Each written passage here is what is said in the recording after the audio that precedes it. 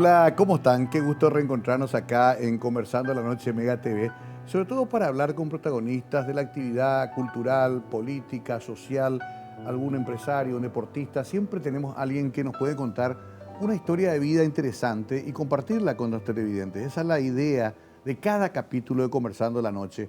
Hoy convocamos a un querido amigo, una persona que admiro mucho, además de una gran trayectoria como músico y como estudioso de la música. De hecho, viene de una familia que ha estado en estos menesteres desde siempre. Él es Lito Barrios, el maestro Lito Barrios. Esta es su semblanza y luego comenzamos a conversar la noche con él.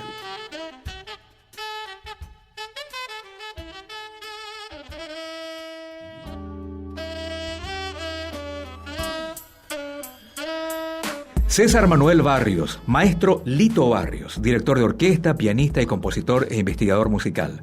Nació en Asunción el 25 de febrero de 1976.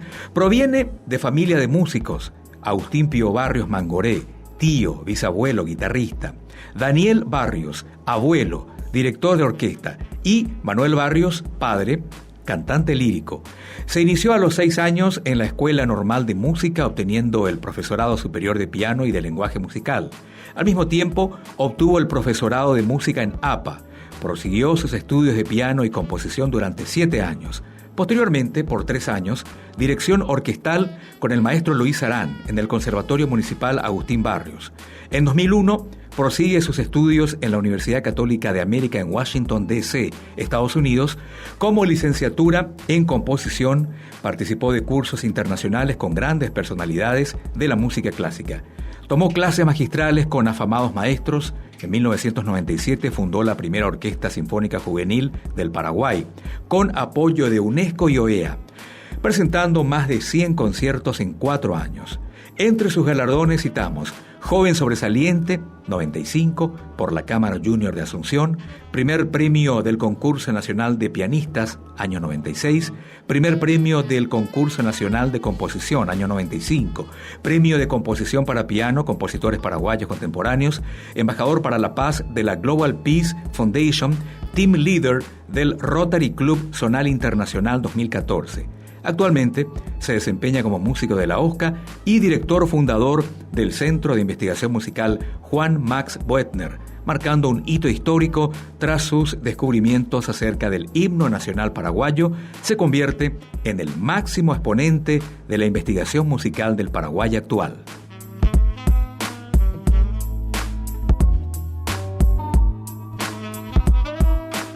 Bueno, querido Lito, gracias por venir. Hace rato no nos vemos. ¿Cómo andás? ¿Verdad, Mario? Gracias a vos y nada, encantado de estar en tu programa y un honor también. Bueno, igualmente, Lito, estaba pensando y te decía fuera de cámara que habrás sido muy jovencito cuando ya tu papá hacía los conciertos en el Barrios Concert. Así mismo. Vos sí. te formaste, viviste música toda la vida. Desde chico, de los 6 años empecé con el piano, estudié con la hija de Remberto Jiménez. Ajá. Y bueno, continué mis estudios después con José Luis Miranda, con Sarán, etcétera, y me formé. Y el gran apoyo que yo tuve realmente de papá fue de que a los 11 años me tiró al piano para acompañarle a un área de ópera. ¿Verdad? Directamente. Ya, directo. Y ahí y debuté a los 11 como pianista acompañante y realmente eso me fogueó muchísimo. ¿Tu papá qué era? Papá era abogado bancario, Sí. Estaba en el Banco Central, se jubiló en el banco y era amante de la música. Él era barítono, o sea, él estudió canto lírico y tenía un grupo de cantantes, el Círculo de Cantantes Líricos, que hacían conciertos en todos los escenarios de Asunción. Y después papá, cuando se jubiló con su premio, hizo la sala de conciertos del barrio. En vez de ir a Europa, de gastar ahí, invirtió, compró un piano de cola, obviamente para su hijo dilecto. Bueno, su único varón, ¿verdad? Su único varón. Sí, y nada, y ahí se hacían los conciertos, se inauguró la sala de conciertos que está en la planta baja de mi casa, con un pianista norteamericano que vino exclusivamente para ese concierto, ¿verdad? Sí, ¿eso qué año habrá sido? 92 o 93. Bueno, sí. y o sea, en la casa hizo su sala de concierto. Así mismo, toda la planta baja, donde era la sala y qué sé yo, el comedor, se subió arriba todo. Bueno. Nos encimamos los otros pisos, ¿verdad? Y nada. Qué bueno que me cuente esto, porque amarle a mi señora que estará viendo le voy a decir, Sí. voy a hacer lo mismo en casa con mis discos, porque la música está en todas partes. Claro, perfecto. Es lo que queremos. Bueno, no, es que, qué increíble, o sea que tu papá fundamentalmente era un melómano. Melómano, exactamente. Y él hizo toda su carrera, mantuvo su familia, pero la música es lo que amaba. Claro, porque él venía de una familia de músicos, obviamente. Mi abuelo, Daniel Barrios, era director de orquesta, tocaba 7 instrumentos. Y él fue el único de todos sus hermanos, porque tuvo varios hermanos, el único que abrazó la música realmente. Dijo, tenemos que continuar esta línea de, bueno, sabes, de Agustín Barrios, que era el tío de mi abuelo, ¿verdad? Agustín Barrios Mangoré, ¿verdad? Claro. Dimos toda esa familia de músicos, ¿verdad? Pero diríamos la línea que continuó, porque muchos se dedicaron un poco a la música, lo único fuimos nosotros. Claro. O sea, qué que curioso, profesionalmente. ¿no? Es que también no era fácil, desde luego, nunca fue Y fácil no. la música como carrera profesional, No. sobre todo para mantener una familia, por ejemplo, ¿no? Totalmente. Sobre todo antes, ¿no? Totalmente. Claro, papá, él era baterista de jazz. También. Sí, en la orquesta de mi abuelo, y después estudió canto con Carmen Almirón, la famosa soprano lírica Carmen Almirón. Y vos te metiste con el piano, como me decía, a los 5 años. ¿Cómo se llamaba la hija de Remberto? Bella Lidia Jiménez de Ocampo. Qué interesante. Escuela Normal de Música. Teoría, solfeo, Todo eso, y bueno, sí. Y hiciste todo el... todo el burumum. Burum, Sí, que hay que terminé a hacer. los 16 años el piano. Y viste que nosotros tenemos el título profesor superior de piano, soy, ¿verdad? Sí. Cuando me fui a Estados Unidos a estudiar, creyeron que mi título era Mau. Claro, porque yo tenía 16. A Claro. los 16 yo ya me recibí de profesor. ¿Y cómo un menor de edad va a ser profesor? Claro. ¿A ¿Verdad? qué parte te fuiste? Y me fui a Washington, a la Universidad Católica de Washington. Conozco. E hice un Hermoso masterado lugar. ahí, o sea, hice una convalidación realmente Sí. de todo mi estudio que yo tenía con Miranda. Yo estudié como 7, 8 años con Miranda todos los días, vivía lo de Miranda, ¿verdad? José Luis Miranda, el Sí, finado. lo conozco bien. Acaba de fallecer Nos hace dejó unos meses. poco. Un Sí. gran músico. Maestro, fue el maestro de Sarán, de Daniel Luzco, de todos los grandes músicos, que Sí. es un genio. Un genio. realmente, así. Ahora, esperando a ti, no me interesa esa parte. Los gringos dicen, ¿cómo usted va a tener el Así título? mismo, claro. Y que te tuvieron que ahí... Claro, enviaron faxes, en esa época eran faxes Claro. a Paraguay, el consulado, etcétera, y bueno, y sí, que realmente ese título es válido, que sé yo, ¿verdad? Porque Sí. si no, no me iban a aceptar, ¿verdad? ¿Esa maestría sobre qué fue? Sobre composición. Ah, Sí, ok. así mismo. Ya directamente. Sí. ¿Y cuánto? ¿Te quedaste un par de años? Y unos meses realmente, yo no llegué a terminar la... Ah, entiendo. Sí, Ya pero- entiendo. Bueno, pero hiciste esa experiencia que es interesante, muy Totalmente, joven. Sí. Después volvés y ya te metés en la Sinfónica. Ya antes estaba en la Sinfónica, claro. Yo entré a la Sinfónica a los 18, a los 17 gané un concurso, o sea, me dieron una mención especial de un concurso de composición en la que el maestro Sarán se enteró de una obra mía Sí. que se llama El Sol Alunado, y el año siguiente él estrena esa obra con la Oscar y le dice Sarán a mi papá, yo le voy a poner una alfombra de oro a tu hijo para que y sí, papá siempre se agrada, vamos a ver esa alfombra cuándo va a aparecer. Bueno, pero te digo, realmente me abrió las puertas a la Oscar y estuve ya a los 18 como asistente de él, Sí. asistente de dirección. Bueno, a varios años fui director asistente, etcétera. Depende también de, bueno, Claro. qué función quería que yo cumpla en la Oscar, ¿verdad?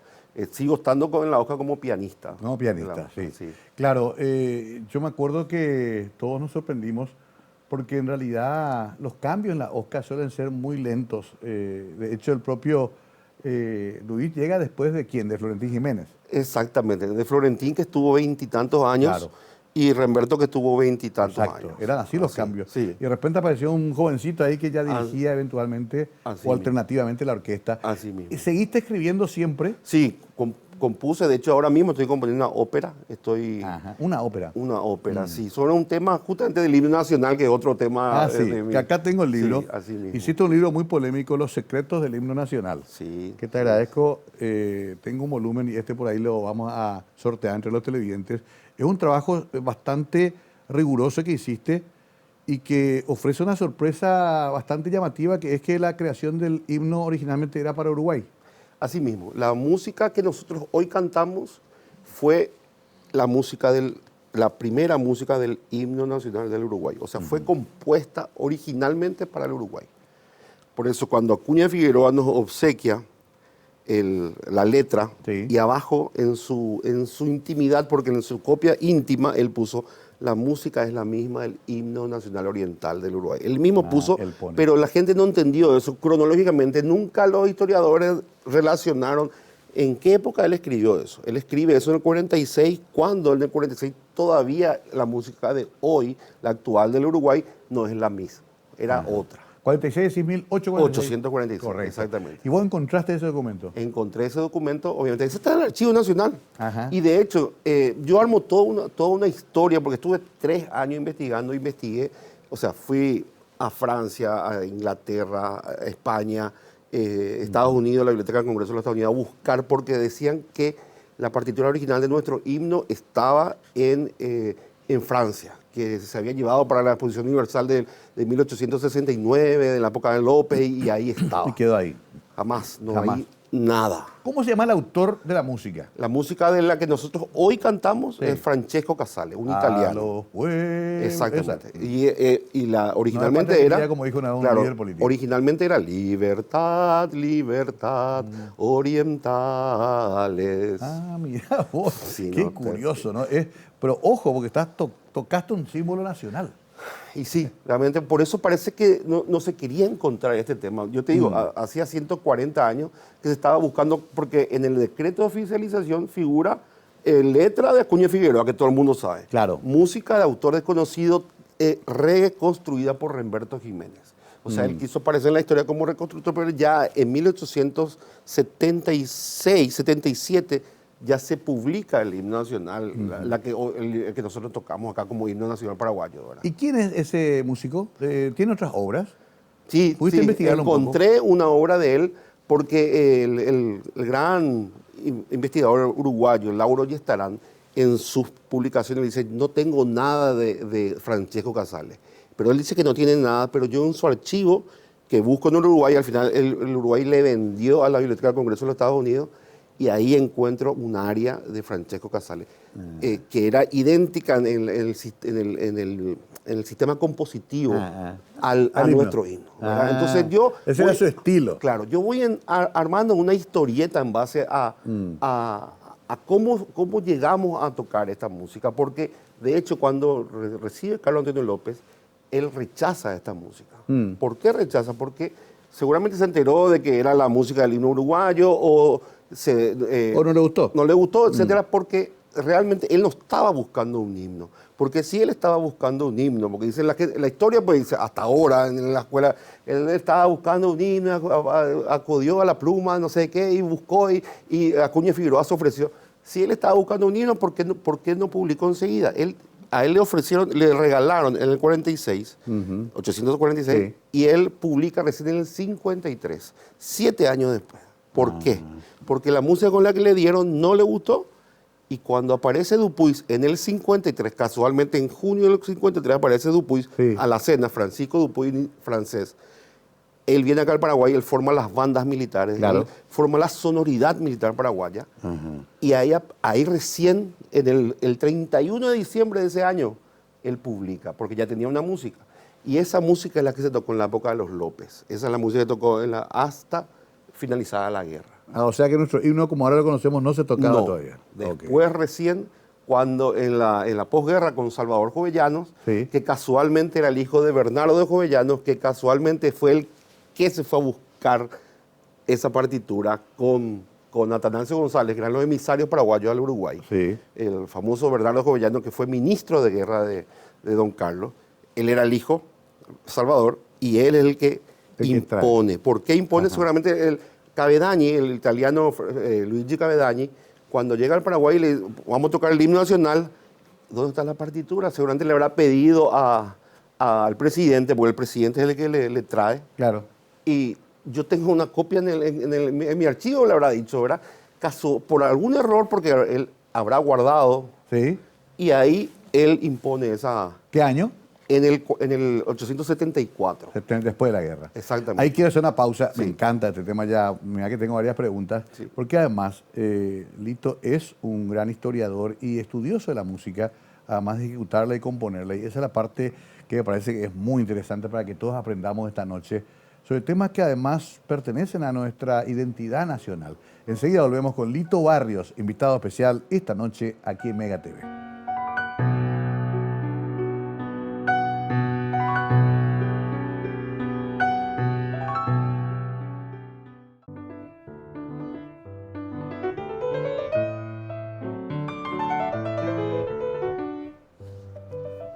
César Manuel Barrios, nuestro invitado de hoy, más conocido como el maestro Lito Barrios. 47 años tiene ahora, Lito. 47. Ya, está bien, está en la segunda juventud, digamos. Sí. Ya con un hijo de 17 años, me dijiste. 17, el famoso Agustín. Mira que yo soy el papá de Agustín Barrios. Ahora ¿no? ya, ¿verdad? De Agustín Barrios. ¿Y tu señora quién es? Mónica Villalba Tosi. ¿Ella es música también? No, nada. Nada Ella que- es o sea- psicóloga laboral, Ajá. gerente de recursos humanos de varias empresas importantes. Ya entiendo. Está bien, o sea, tienen su... Pero le gusta la música, imagino. Le encanta. Claro. Quiere cantar. Estuvo en un coro mío y qué sé yo, y yo, bueno, ¿sabes? Exigente con ella. Claro. Él me echó, yo quería. Entonces se va al karaoke y ahí otra vez le critico. Entonces Claro. ahora está haciendo baile. Está bien, me parece bien. ¿Y tu hijo no siguió el paso de la música? Piano, sí. ¿Sí? Estaba full con el piano. Está terminando ahora la carrera. Ah, sí. Sí. Qué bueno. Mira, evidentemente que este tema que tocaste del himno da para un programa aparte, pero siempre te quiero ir un poquito repasando otros aspectos de la música paraguaya, lo cual no es tampoco extraño, ¿no? Gran parte de nuestra tradición musical, Flores y compañía, también proviene de la influencia de músicos europeos, ¿no? Totalmente, claro. Los italianos que vinieron a la banda de policía son los que realmente... Ahí también se formó mi abuelo. Ajá. Mi abuelo estudió Ah, con ya. Salvador Dentice, con Pellegrini, Sí. etc. Era compañero de estudio de Flores. Ah, entiendo. Sí. ¿Y quién eran estos señores? ¿De dónde vinieron? Mira, vienen de Hungría, vienen pero todo a través de Buenos Aires. Ok. ¿Verdad? El caso es que la banda policía se nutrió de esos músicos, porque Sí. realmente siempre, o sea, antes era el ejército. Primero Sí. fue el ejército, o sea, cuando le trae Carlos Antonio López a Dupuis, a Francisco Zavallot de Dupuis, le trae para formar las bandas militares, ¿verdad? Y eso se disemina por toda la República y se van forma la sonoridad militar paraguaya, ¿verdad? Después la policía es la que recibe ese apoyo, ¿verdad? De Ajá. músicos extranjeros. La famosa... Sí, la banda de policía es la que recibe. ¿Dónde y se forman Flores y compañía? Ahí se forman Flores y varios grandes músicos, ¿verdad? ¿Barrios era anterior o simultáneo también a ellos? Anterior. Agustín. Sí. Agustín estudió con los italianos. Ah, también. De hecho. Pues, eso te da, perdón, ahí te interrumpo, porque es difícil entender cómo Barrios, en un contexto tan pobre, digamos. Precario, sí. Precario, por Sí. decir mejor, adquiere esa grandeza tan extraordinaria, ¿no? Sí, él se formó con Sosa Escalada, pero Sosa Escalada era limitado también, ¿verdad? Claro. Y después va a estudiar con Pellegrini y con los otros grandes músicos. De hecho, en el Ateneo Paraguayo y Sí. también en la banda de policía, porque él fue a la banda de policía. Y ya había gente que leía música en esa época. Sí. Ya aprendieron los Claro, movimientos de la claro. lectura. ¿Y eso de quién aprendieron? Porque convengamos que justamente acaba de publicar un tema de música indígena. Nosotros teníamos toda esa otra tradición también. De la Totalmente. música indígena que va por otro carril, digamos. Totalmente, sí. Y bueno, hubo una pequeña tradición, antes de los italianos, Sí. llegaron también músicos españoles Ok. a principios del siglo, etcétera, Sí. que teníamos una pequeña, muy suave formación musical. En las Asunción. reducciones también había músicos En las que enseñaban. reducciones, sí, claro. ¿Doménico Cipoli vino o no vino a Paraguay? Y se cree que no, ¿verdad? Que realmente no llegó a pisar específicamente la misión de paraguaya. Ajá. Pero supuestamente sí en Bolivia estuvo, ¿verdad? Claro, y Supuestamente. de ahí sacamos su misa. Así mismo, sí. Poli fue un gran formador de músicos también, que nosotros tenemos una tradición, vamos a decir, o sea, estos músicos, yo tengo es un misterio lo que pasó con el Paraguay, ¿verdad? Claro. Porque te imaginas que había músicos, había orquesta en las reducciones y después, ¿dónde se fueron?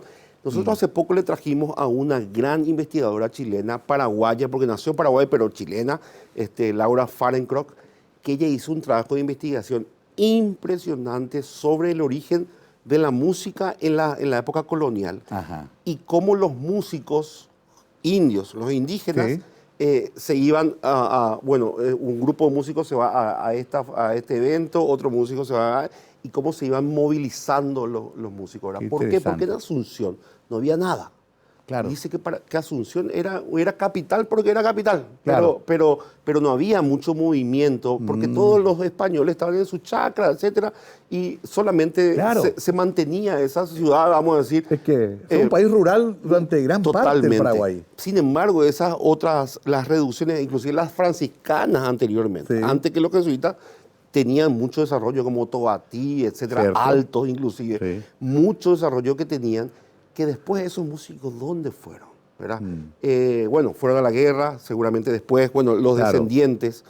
¿Y quiénes son los que mueren primero? Obviamente que en la guerra murieron primero los indígenas y los afro. ¿verdad? Los afro. O sea, a ellos se les Sí, pasó. carne de cañón. Claro, carne de cañón. Ahora, ¿verdad? ¿quién hizo Campamento Cerro León? Y Campamento Cerro León es el primer himno nacional paraguayo. Eso yo pienso que debe ser así, ¿verdad? Es nuestros brazos, nuestras vidas a la patria son debidos, no serán impunemente sus derechos ofendidos. Parapam, param, Yo pam, pensé que pam. era instrumental más Campamento. No.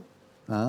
Campamento Cerro León, o sea, se conoció como Campamento Cerro León después. Ah, después, claro. Claro, porque en la época de López, por eso yo, la tesis de que don Carlos no estaba buscando un himno, porque don Carlos tenía su propio himno, que él publica en el 1843. Él publica su himno nacional, y dice luego, en la sección variedades, himno nacional paraguayo, ¿verdad? Que era nuestro brazo, nuestra vida, viva nuestra independencia, nuestra patria gloriosa. En castellano. En castellano, claro. Después viene esa historieta de que eran guaraní, que el himno guaraní. Sí. Claro, en mi libro nosotros le trozamos, vamos a decir, lastimosamente, a los defensores de esa, porque eso se basó en una carta de Gondra a un... Claro. Ahí explico todo, ¿verdad? Bueno. Pero Bueno, era en castellano nuestro himno. dice. en castellano. Y después vino lo del himno que se le obsequió, etcétera, Claro. que tenía ahí. ¿Y Cuando vino Campamento? Dupuy se publicó. Fue muy importante en la época de López, de don Carlos, que después en la época del Mariscal, el Mariscal ya adopta como himno nacional. En la música, con la música de Dupuy. Estoy realmente fascinado. Convertí esto en una clase particular, pero espero que ustedes disfruten también. ¿Campamento se tocaba en la guerra? Claro, ¿Sí? claro. Pero se le pone campamento después de la guerra. Claro. ¿Qué pasó? En el campamento Cerro León, Sí. los reservistas, porque ahí se ven los reservistas de todas partes del Paraguay, Claro. en el 63 recién el Mariscal dice, este es el himno ahora a los pueblos de América Infausto, Ajá. Paraguayo República. Entonces el que era de su papá, vamos a decir, queda como un himno a la independencia. Ah. Entonces se hacía un triduo de himnos, se tocaba la marcha de don Carlos, de Doctor Francia, Sí. el himno a la independencia, que era el primer himno nacional, y el himno el nuevo himno, vamos a decir, que era el de Acuña de Figueroa. Ah. Se tocaba como un triduo. En las sociedades, pero mucha gente no sabía, se entera recién en el campamento que ya no era el himno tararán, tarán, tan, tan, tarán, tan, porque te Claro. imaginas, o sea, la comunicación era muy dispersa, ¿verdad? Dos cositas ahí cortitas. Sí. Esa parte de Paraguayo, República o Muerte es De ¿qué? Acuña Una Figueroa. coda, Claro, es el coro. el coro. El coro. Y la letra es mucho más larga, 7 estrofas. pero nunca se canta completa. No. ¿Hay versión completa? No. No, ¿verdad? No. Nadie llegó a grabar. Se tocaba esa parte que cantamos más el... Así mismo. Entiendo. Así. Y espera porque mira que tengo mucho y es corto el programa. Colorado, motivo popular. Sí. ¿Quién compuso Colorado? Y Colorado se dice que era primero una...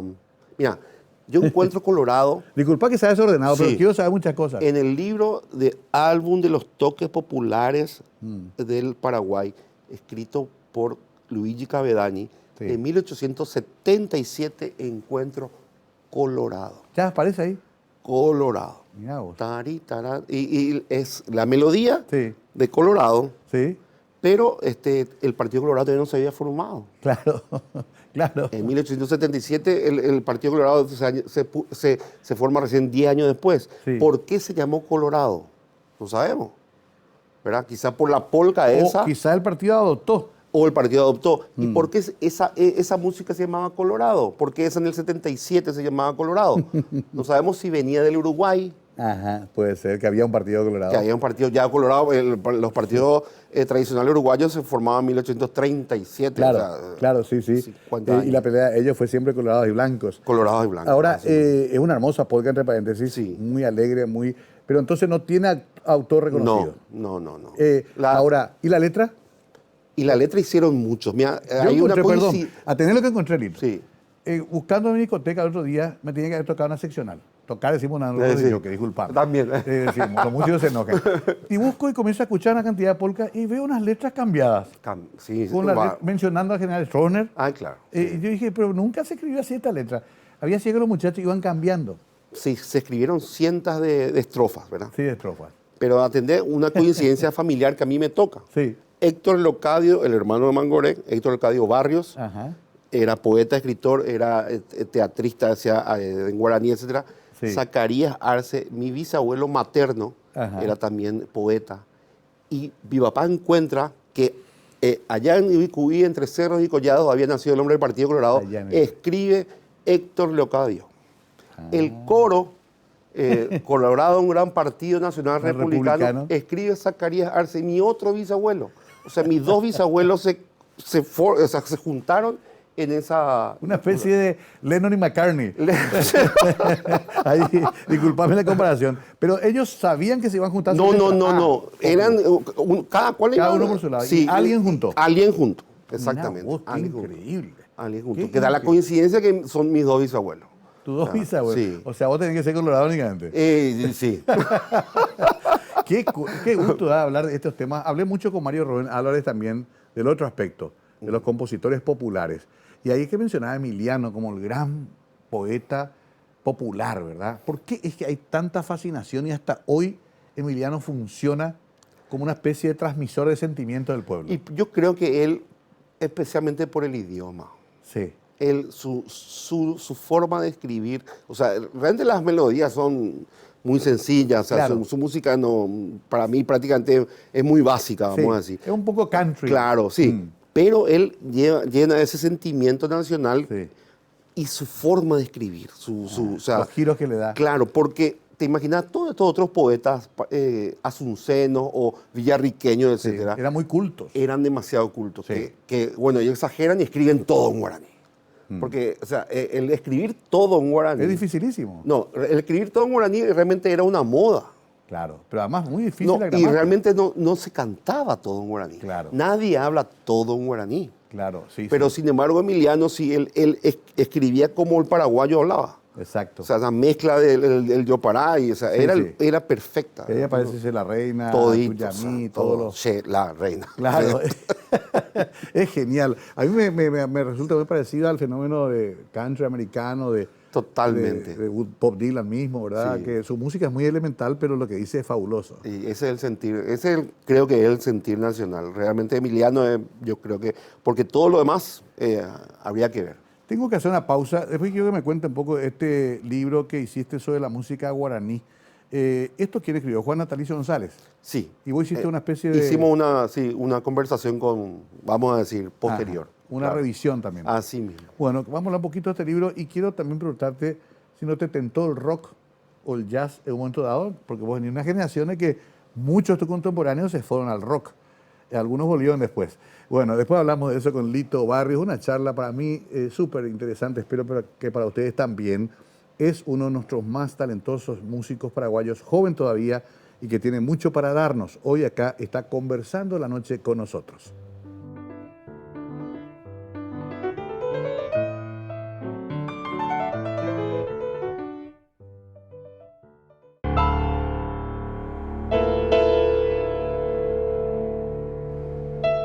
Lito Barrios con nosotros, el maestro hay que decirle, pero a mí me cuesta porque es como verle a un muchacho joven que está de visita acá. Hablando de tu juventud, justo a vos te toca entrar en la música ya como adolescente y joven cuando explota el rock nacional, se produce ese movimiento extraordinario en los 80, crecen las bandas, Rock Samber. ¿No te tentó un poco ese aspecto también? Mira, lastimosamente yo era muy cerrado, vamos a decir, era un nerd. Antes era un nerd, pero terrible, terrible. Yo cuando ingresé a la música, estaba a los 10, 11 años, ya estaba con Beethoven, etcétera. Claro. No salí de ahí. Claro. Inclusive cuando me fui a España, recuerdo que me fui a un campamento de jóvenes de todo el mundo, etcétera. Yo estaba encerrado con mi libro de Beethoven y mi música ahí, muy clásico, ¿verdad? Ah, entiendo. Que ya después, con el tema de acompañar a cantantes, y de repente le acompañaba música popular, y Claro. ahí fui desarrollando, Ahí más o vamos menos, a decir. claro. Entonces ahí ya entré al ámbito popular, vamos a decir. Pero yo, te digo, odiaba, por ejemplo, llevar un teclado. Ah, no, era eso lo Sí, tuyo. para mí era así, Claro. o sea... ¿Sabes por qué te digo? Porque, sí. por ejemplo, un amigo nuestro en común, Saúl Gaona, Sí. él hizo al revés. Hizo al revés. Él hizo empezó su viaje del rock, del rock a la lo música clásico. clásica, ¿no? Gran maestro, pasaba sí. mucho Saúl, Sí. Pro Rock Ensemble, Sí, uno de los sí, fundadores. sí. Después de repente nos sorprendimos todos, Sí. ya lo vimos dentro de la... Yo ahora de viejo, te digo, de viejo. Y, o sea, cuando estaba terminando el colegio, los discos que mis compañeros ya no escuchaban me daban. ¿Verdad? O sea, porque yo nunca pude comprar un disco Bueno. de qué sé Pero yo, eso de era- metal, nada. ¿Pero te prohibía tu papá o vos? Yo me autocensuraba. Vos te autocensurabas. Sí. Pero mira que yo me acuerdo, lo conocí a Sarán muy joven y Sarán también era así. Sarán solamente escuchaba música clásica. Sí. Le queríamos llevar a nosotros, cantata rock, ¿te ¿Cuándo acuerdas? hizo los sus hobbies, le sí, queríamos ir sí. llevando hacia ahí. Y él era como esas vírgenes que se resistían a ser, a ser Aceptado. violados. Un ejemplo medio raro. Pero, Genial, pero genial. no, porque te acordás que había también experimento de la música rock con el rock sinfónico. Sí, sí, sí. Se buscó Con lo de también. Evita y todo eso, sí, Exacto, sí, sí, las sí. óperas La rock. ópera, sí. Pero vos también entonces te concentraste. Sí. Lo que pasa es que yo creo que si te vas a meter en serio en la música clásica es demasiado grande ese universo. Es muy ¿no? pesada, sí. Es- Aparte que tiene que estar full. Es muy exigente, ¿no? Muy exigente. Y de hecho, ser pianista, por ejemplo, que era Sí. en un tiempo que yo fui pianista, vamos a decir, pianista, vamos a decir, Claro. concertista, Sí. que estudiaba para hacer conciertos, Sí. que tenía que estudiar 6, 8 horas por día. Claro. O sea, a full todos los días. Estudiar y practicar. Sí, te Sentado encerraba. al piano. Yo estudiaba en la madrugada. Yo no sé cómo mis vecinos no me tiraban piedra, ¿verdad? Porque le tenían miedo a papá. Claro, tu papá era bravo. Sí, yo lo conocí bien a él. Bravo, era tu papá. Pero, claro, es la pasión. Pero a vos también te despertaba cosas muy fuertes. Qué sé yo, conociste Beethoven, Mendelssohn, Mozart, Bach. Estaba muy metido. Y después estudié con el alumno de Ravel. Con el único alumno de Ravel cuando me fui a becado de a Maurice Francia. Ravel. Exactamente, en el 97 estudié con él. Mira, era una momia andante. Que era algo increíble. O sea, ¿En dónde? yo- ¿Acá o en dónde? En Francia, en París. Francia. ¿Verdad? Que yo me toco 3 acordes así, ¿verdad? Y el tipo, no. Pongo la mano y entonces estaba con un amigo y me dice, y él hace así de que se quiere levantar, ¿verdad? Estaba al lado. Era una momia. ¿Cómo se llama, te acordás? Vlado Perlemuter, Ajá. Que era Al- también un europeo central. gran maestro. Tenía un solo ojo, perdió en la Primera Guerra Mundial, perdió un ojo. Ah, pero... Pero fue el único alumno de Ravel, porque Ravel no le enseñó a nadie su técnica. Y yo estaba estudiando Ravel. Ravel era originalmente pianista Sí. y director y compositor. Sí, claro, compositor. Después ya, Un uno de los más grandes. Sí. Y le sentamos a él al piano, que quería tocar, le pusimos la pierna en el pedal Sí. y volaba impresionante. Vos sabés que si vos me decís a mí, bueno, ¿quiénes son tus músicos? Te voy a decir Jimi Hendrix, Lennon y McCartney. ¿Vos qué me vas a decir? Bernstein, Rostropovich, ¿qué me vas a decir? La verdad que no tengo uno así que solamente Beethoven. Beethoven como el gran compositor. Sí, como no solamente su música, sino el ser humano Beethoven. Ah, también. ¿Y Wagner, por ejemplo? Iván, sí, un grande, pero ¿Escuchás ópera? escuché mucha ópera. En la época que acompañaba a los cantantes, acompañaba ópera, dirigí ópera, o sea, sí. Es un arte muchísimo. complejísimo. Porque Totalmente. hablamos de música, de guión, libreto, de interpretación. Claro, es el sumum de las artes de esa época. Ajá. Era que se Claro. juntaba que una hermosa pintura atrás, la coreografía, los bailarines, el coro, orquesta, Claro. o sea, un buen letrista, todo, escena. Si un neófito tiene que iniciarse en la música clásica, ¿qué tiene que escuchar? Vos tenés que darle una lista, por lo menos algo básico, decir, andá primero a escuchar esto, Y Mozart. Mozart. Y es cierto que entre el siglo XVII y XIX más o menos se hizo ya todo. Sí. Yo también comparto esa teoría. Sí. En cierta manera, vamos a decir, ¿verdad? Porque claro, en la música del siglo XX, que es la música dodecafónica, concreta, Concreta, etcétera, sí, son experimentos muy interesantes, ¿verdad? Pero vamos a decir, armónicamente, Bach ya desarrolló acordes con 6, 7 sonidos, o sea, ya hizo prácticamente todo. Bach en el 1685 nace Bach. Sí. Sí. ¿verdad? Y unos cromatismos, ya él manejaba todo. ¿Cómo se explica que ellos tenían tanta capacidad para abarcar todo ese universo? Cuesta, vos sabés, Lito, ¿cómo Mozart hizo todo eso siendo tan joven? Mirá vos, tenían Sí, sponsors. Claro, Ah, los mecenas. los mecenas, ellos vivían de... Se dedicaban solamente a la música. Claro, el príncipe fulano a Mozart, componeme esto. Las cortes Claro, estaban ahí claro. poniendo. El dinero, es el que... Qué interesante. Sí, no solo, yo te digo, o sea, Bach tenía que componer una misa cada domingo. ¿Te imaginas? Cada Bueno, domingo tenía... convengamos que tenían la genialidad también. Claro, tenía que genialidad Pero por eso, sí. para que no tengan ningún tipo de disturbio que le distraiga de su arte, tenían estos grandes señores. Totalmente. Y que se consideraba que además la música para cada corte era un prestigio.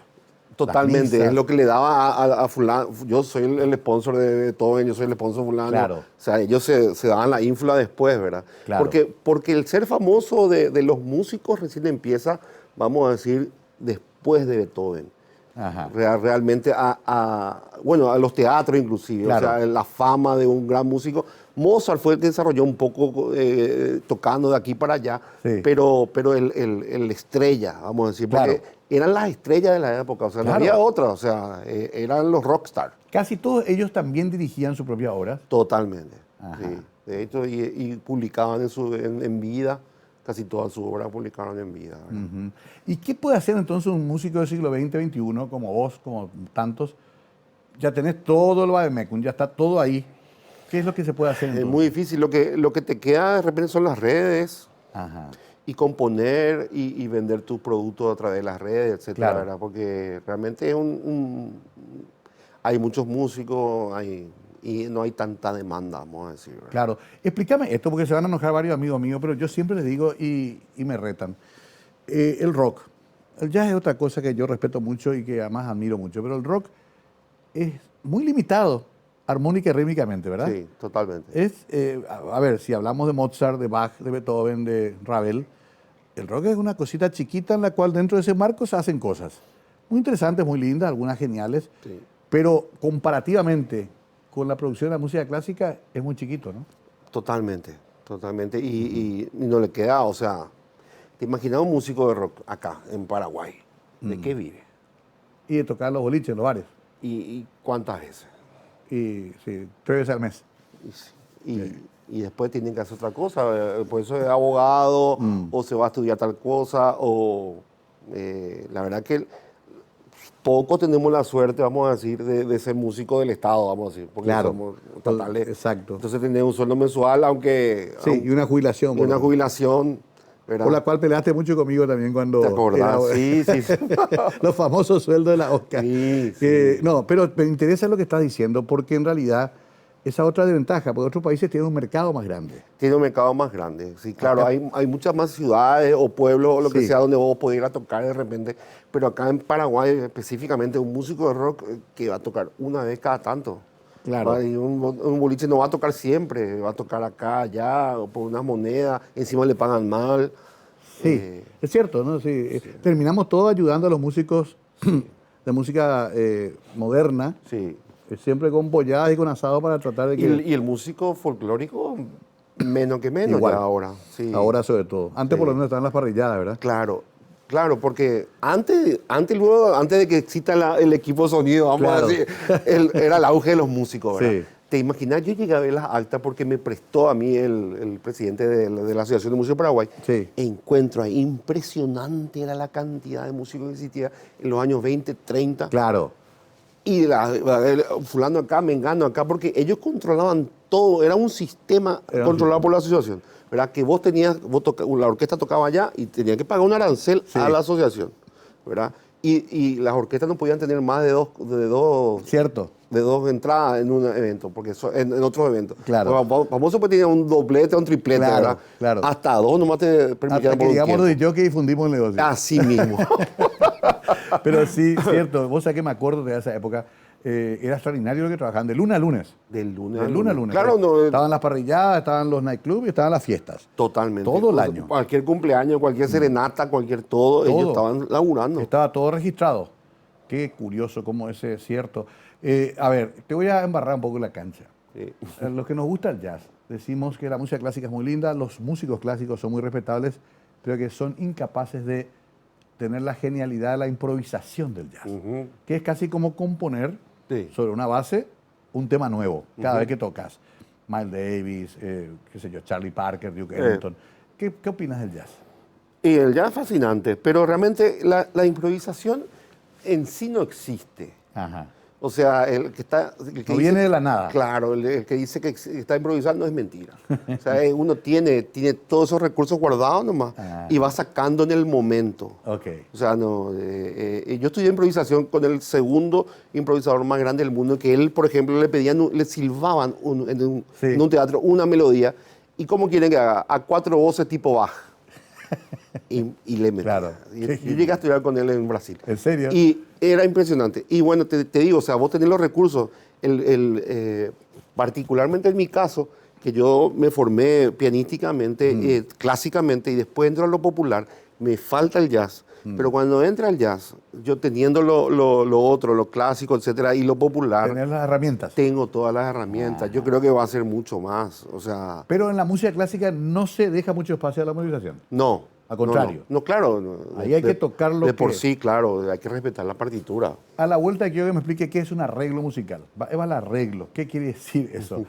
Porque algunos desarreglan también algunas músicas, pero quiero aprender con Lito. Es una clase particular, le dije, pero apasionante, porque la música es fundamental en nuestras vidas. Ustedes se dan cuenta, ¿verdad? Pasó mucho en la pandemia, por ejemplo, que la música casi nos salvó, por lo menos espiritualmente, en esos momentos tan terribles, y los músicos otra vez estuvieron ahí. Vamos a hacer la última pausa y volvemos con Lito Barrios, una charla realmente imperdible.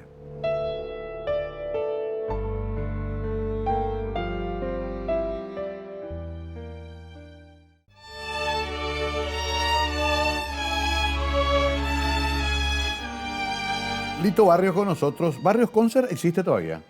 Ahora mismo está en receso. En stand-by. Sí. ¿Y las cosas de tu papá, su biblioteca, su discoteca? Tenemos todo, impresionante. Papá ¿Sí? era un amante de la lectura, una biblioteca de miles de libros, hemeroteca, como le dicen, hemeroteca, discoteca. La hemeroteca, papá, recuerdo que papá tenía, él coleccionaba los diarios, los periódicos, tenía apilonados hasta el techo, pero tenía... Y un día mamá agarró, ¿qué? Esta basura acá, y agarró y tiró todo, ¿verdad? Pero guardó, papá recortaba lo más importante. Claro. Y marcaba. Y marcaba. Y él le discutía al periodista y le ponía ahí en rojo. ¿Pero qué estás diciendo? Tal cosa, ¿verdad? Y todo eso es un tesoro que tenemos todavía, gracias Sería a bueno Dios. crearle un sistema que la gente pueda acceder, ¿no? De hecho, papá, antes de fallecer, él sabía, parece que se iba a morir. Pues me dijo, estábamos cantando, una de las últimas veces que estábamos cantando, y me dice, él me pregunta, ¿qué vas a hacer con mi biblioteca? O sea, ya me donó la biblioteca cuando yo me muera. No sé, lo que vos digas, le digo yo. ¿Por qué preguntas eso? No sé, por si me muera nomás digo yo. ¿Cuántos años tenía? 80. 80, ya sabía de repente que sabía, porque mamá había fallecido hacía 9, 10 meses. Okay. Entonces estaba deprimido, se estaba preparando para irse. A él lo conocía como Manuel. Manuel, sí. Vos le das su nombre. Sí, y bueno, pero entonces vos, ¿qué le dijiste en ese momento? Y él me dijo, hace algo público, baja todos los libros, porque en el tercer piso él tiene su biblioteca. Claro. Y en el barrio Concert quería que haga... Y bueno, y pedirle al Fondec. Sí, algo hay que hacer. Algo hay que hacer. Bueno, arreglos, explícame qué es un arreglo musical. Y bueno, una melodía, por ejemplo, tenés una melodía sencilla. Y lo básico que se hace es armonizar esa melodía, es acompañar con otros sonidos a esa melodía. Ahí ya vamos arreglando. Después, orquestar, vamos a decir, que esos sonidos que le agregaste a esa melodía le vaya distribuyendo a otros instrumentos. En la orquesta ya. En la orquesta ya. Entonces tenés, bueno, esta melodía contrapuesta a la otra, o el dúo, le voy a poner a los segundos violines, a los primeros, esto va a hacer la guitarra, etcétera, etcétera, y ahí se va formando lo que se le dice el arreglo. El arreglo. Así mismo. El piano es el instrumento más completo. Y sí, sí. Se puede dirigir incluso en la orquesta del piano. Totalmente. No con otros instrumentos. Y desde el violín hay gente que dirige como el famoso Ryu, ¿verdad? Sí, Ryu. Andrés Ryu. Y Silvio Rodríguez también, nuestro Silvio Rodríguez acá también solía ser director adjunto. Rápido las preguntitas finales.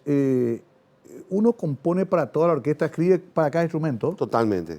Ay, qué difícil. Sí. La parte de violín, la parte de caños, Pues, la parte... todo. ¿Te imaginas? Pues, antes era mano. Sí, Y ahora se tenés la computadora, que Claro. vos agarrás, por ejemplo, una melodía y bueno, y vas a duplicar y agarrás y copias y pegás. claro. Antes había que escribir en... todo. Qué bárbaro. Terrible. Qué tremendo trabajo. Terrible. Tenés todavía mucho por dar, Lito. Ya se nos está acabando el programa. ¿Qué soñás para vos, para tu país, para el ambiente musical paraguayo? Y bueno, la música, particularmente la música está desarrollándose, vamos a decir, hay muchos músicos ahora, nosotros estamos, o sea, yo pienso que el Paraguay está elevando su nivel. Te digo, el jueves nosotros vamos a tocar Shostakovich, Imagínate. cosa que nunca se había tocado en Hay Paraguay. muchos conservatorios también ahora. Sí, y va a tocar un paraguayo, va a tocar un concierto de violín, por ejemplo, ¿verdad? Oscar Aguilar, que es un genio. O sea, realmente estamos evolucionando. estamos evolucionando y yo, particularmente en la música clásica, ¿verdad? En la música, en las otras áreas no tengo Claro. conocimiento, ¿verdad? Seguís siendo el nerd de hace 40 años. Sí. Se nos acabó el tiempo, Lito. Gracias. Disfruté mucho de esta charla, te deseo lo mejor. Tengo mucha admiración por vos. Igualmente. Lo conocí a tu viejo, tipo difícil pero vital, que movió el ambiente. Tenés una gran responsabilidad porque llevas un poco también Sí. el nombre de él, ¿verdad? Sí. Y la misión de él. Muchísimas gracias por venir. Gracias a vos, Mario, y gracias a ustedes, a toda la audiencia. Bueno, César Manuel Barrios, pero más conocido como Lito Barrios, parte de lo mucho que podíamos hablar, tratamos de resumir en estos 45 minutos y un poquito más. La verdad que vale la pena, un gran talento nacional que tiene mucho todavía para darnos. Será hasta la próxima. Muchas gracias, muy buenas noches.